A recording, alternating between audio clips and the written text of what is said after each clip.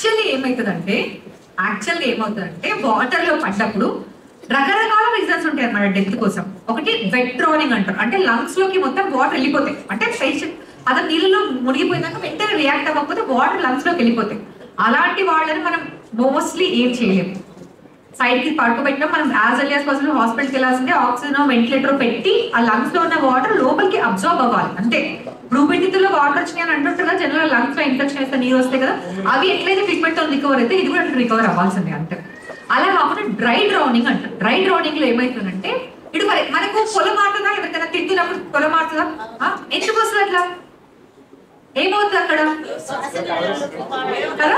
అంటే ఏంటి అంటే మన బాడీలో ఎక్సలెంట్ మెకానిజం ఉంటుంది. మన బాడీ ప్రతి స్టేజ్ లో ప్రతి ఒక్కటి మన బాడీ మనల్ని కాపాడడానికి ట్రై చేస్తుంటది.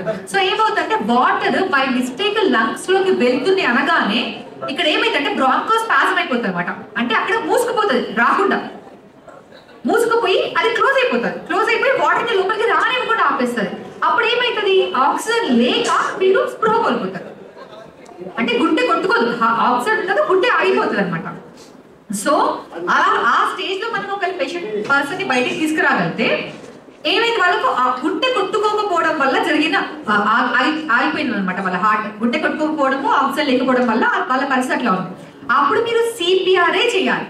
సిపిఆర్ చేస్తే మళ్ళీ హార్ట్ కొట్టుకోవడం ఎప్పుడైతే స్టార్ట్ అవుతుందో అప్పుడు పేషెంట్ బ్రీత్ తీసుకోవడానికి ఎప్పుడైతే ట్రై చేస్తాడో అప్పుడు ఆ దారిలో ఈ గాలిలో మధ్యలో ఉన్న వాటర్ అనేది బయటికి కాఫ్ అవుట్ చేసి లేస్తారు అంతే. అంతేకాని కడుపులో నుంచి వచ్చే వాటర్ కాదు, అది లంగ్స్ లో నుంచి వచ్చే వాటర్ కాదు. బ్రాంకస్ వరకు అంటే లారిక్స్, ట్రేకియా, బ్రాంకస్ వరకు ఏదైతే వాటర్ ఉందో అది బయటికి కాఫ్ అవుట్ చేసి వాళ్ళు బ్రీత్ తీసుకుంటారు అంతే.